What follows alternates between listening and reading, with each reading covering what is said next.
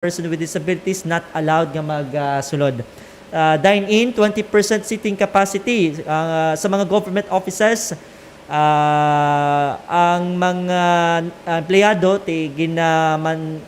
manduan no nga patigayon sa skeletal o kon 50% capacity nga pagtrabaho. Transportation sa tricycle, isa ka persona o individual ang allowed nga magsakay. Ang jeep 50%, buses 50%.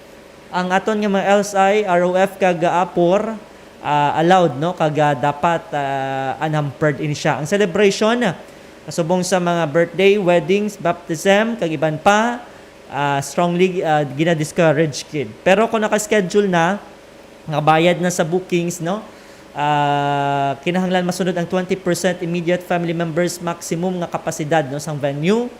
Ang aton nga paghaya no on funeral mga kalagad limitado lamang sa immediate family members kag may maximum nga 5 lamang kaadlaw. Tourism sites, parks, plaza sarado.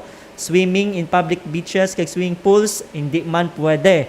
Liquor ban ginadumilian sa gihapon ang pag-inom sa mga pampubliko nga lugar. Curfew hours 10 p.m. to 4 a.m. Alas 10 sa gabi, tubtob alas 4 sa aga mga kaalagad. So amin na, no? Pila ka mga panumdum natoy sa Modified Enhanced Community Quarantine nga igapatuman, no? Buwas nga adlaw, kung magasugod buwas nga adlaw diri sa syudad sang Roa. Sa dugang naton nga balita lokal, doble nga paghalong panawagan sa karon sa Capiz Provincial Health Office sa mga kapis noon. Para sa pagatag kaundan sa nga balita, iyara sa line number 2, si Alagad John Kevin Antonio. Kasa Special Coverage. Kasa Special Coverage. Alagad John Kevin sa report list kami. Liwat nga nagpaandam sa publiko ang Capiz Provincial Health Office ango sa hugot nga pagsunod sa mga minimum public health standards kasubong sa pagsuksok ng face mask, face shield kag pagmaintenar sang social distancing. Sunod diri nga mahimo wala pa sa bungog sang iban ang natuhoy sa kamaturan kung maigo ini sang makalamatay nga sakit, rason nga nagapakampante ang iban kag nalipatan na ang mga simple apang makasalbar sa kabuhi nga mga pagsulundan.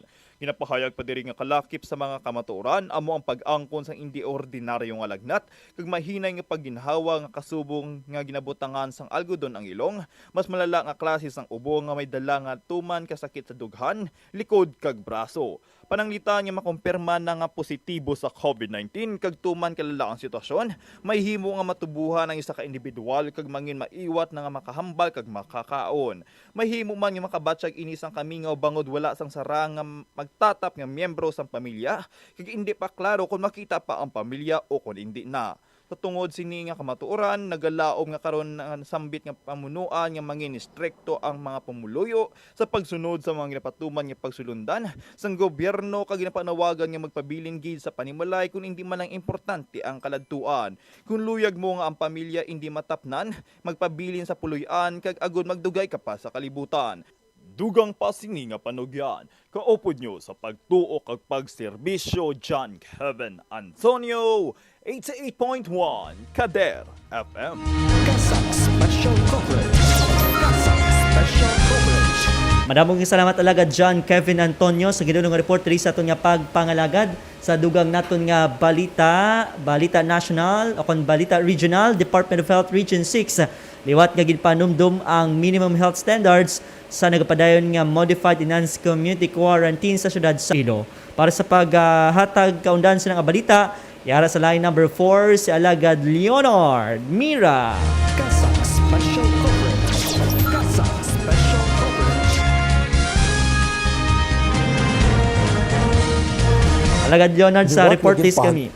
Numdum sa Department of Health Western Visayas Center for Health Development nga istrikto nga sundon sa publiko ang minimum public health standards agod mapunggan na ang padayon nga paglaptas ng coronavirus disease 2019. Ginpahayag ni Dr. Marie Jusilinti, Medical Officer 4 sa nasambit nga ahensya nga ang pagsunod sa MPHS ang tuman kaimportante labi pa nga ginbatak ang quarantine status sa syudad sang Iloilo pakadto sa Modified Enhanced Community Quarantine o kon MECQ.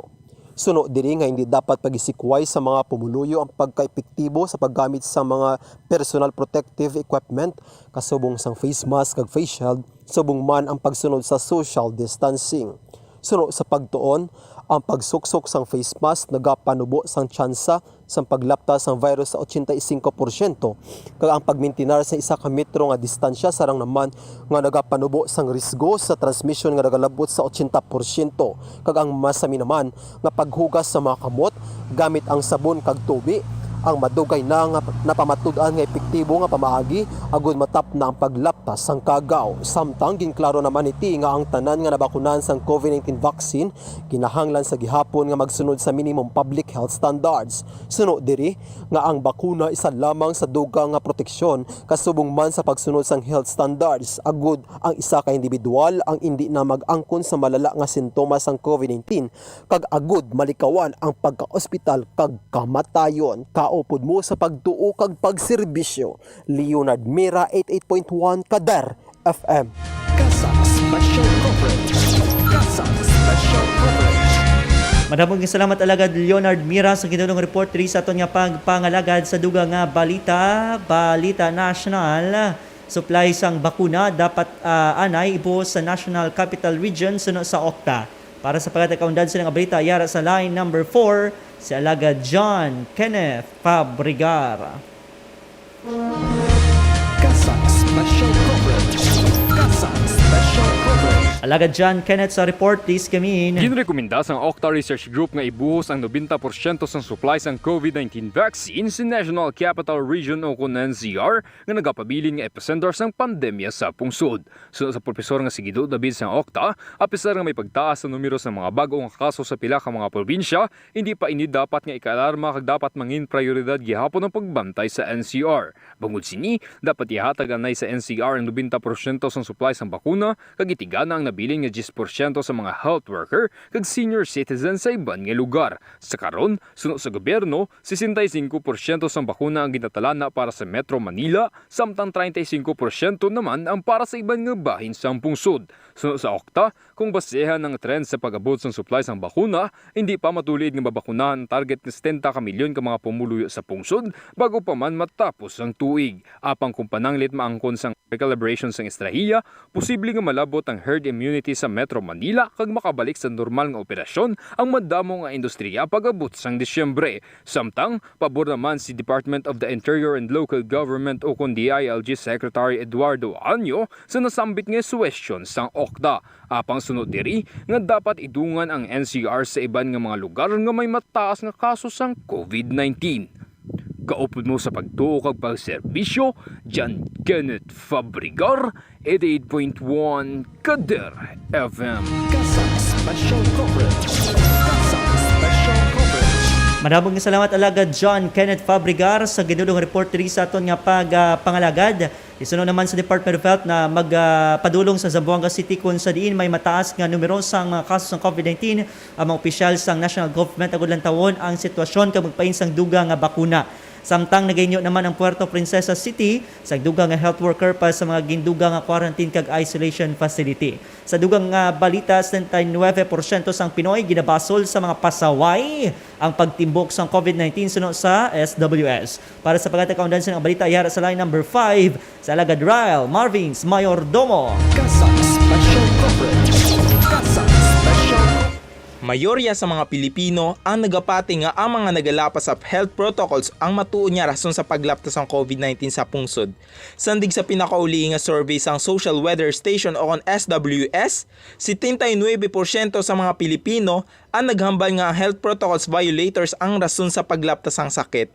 Samtang, 11% naman ang nagpahayag nga ang pagtaas ang kaso ang tungod sa kakulangan sa preparasyon sang gobyerno, samtang 10% ang tuga sa mga bago nga COVID-19 variant. Kalakip sa mga ginlapas nga health protocols, amo ang hindi tama nga ukon wala nagasuksok sang face mask kag face shield, subong man ang social distancing. Samtang, nagtuhaw man sa survey nga 33% ang nagsiling nga ang kaugalingon nila ang pinakaresponsable agud mauntat ang paglaton sa makatalapon nga balatian sa pungsod. Yara naman sa 31% sang mga Pilipino ang nagsabat nga responsibilidad inisang gobyerno, 15% sa mga miyembro sang komunidad, 9% sa lokal nga gobyerno, 8% sa pamilya kag 4% sa health workers. Giniwat ang first quarter 2021 social weather survey pinaagi sa face-to-face interview sa 1,200 adults nga may edad 18 pataas sa Pilipinas. Sumugod Abril 28 tubtob Mayo 2, 2021. Kaupod mo sa pagtukaw pagserbisyo sa tawo ini si Ryle Marvin Smirdomo, 88.1 Kader FM. Kasang Special Coverage. Kasang Special Coverage. Sa dugang naton nga balita, Department of Health ginpaandaman ang publiko angot sa heat stroke kag iban pa nga sakit sa tag-ilinit. Mas ginpasangkad sa Department of Health ang panawagan sa publiko nga likawan ang pagwa sa panimalay bangod magluwas sa COVID-19. Delikado man sa karon ang mga sakit dulot sang tuman kainit nga panahon, lakip na ang heat stroke. Ginpayag ni DOH Calabarzon Regional Director Dr. Eduardo Hanairo nga magluwas sa heat stroke, dapat man likawan sa publiko ang sunburn, mga sakit sa panit, heat cramps kag heat exhaustion. Sunod diri, hindi dapat pag-isikway sang publiko ang epekto sa ikayong lawas sang sobra kainit nga mahimo magtuga sa mas malala pa nga sakit. Dapat galikawan nga magwa sa panimalay sa mga oras nga umpisa sa alas 9 sang aga tubtob alas 3 sang hapon nga may pinakamainit nga temperatura sa tagsa ka adlaw. Dapat man nga masami nga mag-inom sang tubig para malikawan ang dehydration. Kahapon lamang adlaw, Mayo 30, 2021, nakabalag sa pinakamataas nga heat index ang Apari Cagayan nga naglabot sa 46 degrees Celsius sunod sa Philippine Atmospheric Geophysical and Astronomical Services Administration o kon PAGASA. Ang pinakamataas nga heat index sa karon ang nabalag sa Dagupan City, Pangasinan nga naglabot sa 52 degrees Celsius sa itong Mayo 12, 2021. Kasang Special Coverage. Kasang Sa katapusan naton nga balita, ASEAN Philippines nakigbuylog sa Prayer for Peace para sa Myanmar. Para sa pagatag kaundan sa balita, yara sa line number 2 si Alagad Isidra Basan. Nagpahayag sang pagpakigisang Pontifical Foundation sang Vatican sa pungsod nga Aid to the Church in Need Philippines sa pangamuyos sang simbahang Katolika sa Pilipinas para sa kalinong kagatawhay sa pungsod Myanmar. Suno kay ASEAN Philippines National Director Jonathan Luciano, mas labi nga makapaayo ang tingog nga pagpangamuyo sang mga Kristiyano bilang hinganiban agud makabot ang pag-intindihanay kag katawhayan. Ginpahayag dugang ni Luciano nga importante ang pangamuyo agud gilayon na nga mauntat ang kinagamo kag walay pag-intindihanay nga nagadulot sang pasakit, kabudlay kag kahadlok sa mga pumuluyo. Dugang pasini nga pinaagi sa pangamuyo para sa ikaayo sang mga pumuluyo kag simbahang Katolika sa Myanmar nga unta mabatian sang Dios ang pananglit sang tagsa-tagsa nga magpangibabaw ang pagigugma kag pag-intindihanay sa bilog nga kalibutan. Una na nga ginpahayag sang Catholic Bishop Conference of the Philippines ang pakigboylog sang simbahan sa Pilipinas sa pangamuyo para sa pagidayet sa Myanmar. Sa isa ka circular, ginpanawagan ni CBCP President Davao Archbishop Romulo Valles sa tanan nga mga diocese kag archdiocese kalakip ng mga prelatura kag apostolic Vicariates sa pungsod nga maghalad sang pangamuyo para sa Myanmar kadungan sa pagsaulog sang kapistan sang 3 ka persona sa nagaisahanon nga Dios kahapon nga adlaw Mayo 30. Kaupod mo sa pagtuo kag pagserbisyo ini si Alagad Isidra Basan para sa 88.1 Kader FM. Kasang Special Coverage. Kasang Special Coverage. Manabog salamat Alagad Isidra Basan sa ginunong report diri sa aton palatutunan sa Kasang Special Coverage. Kagamayad to ang kaundan sa aton nga pagbalita subong adlaw sang Mayo 31, 2021. Sa pangalanan sa itong station broadcast team, sa itong overall chairman is Eminence Joseph Cardinal Advincula. Sa itong managing kag social action director, Reverend Father Mark Renflor. Sa itong program manager, Father Francisco Casada Jr. Sa pangalan sa itong station manager, Reverend Father John Day Vibalya. Atong mga technical director, Alagad Mingming Huego kag engineer RJ Borja. Partner technical, Alagad Maria Jean Lorraine Balgos kag Alagad Ian Dapolasa. Naging kaupod nyo sa pag-alagad sa Ginoo, pinaagi sa pagserbisyo sa tawo.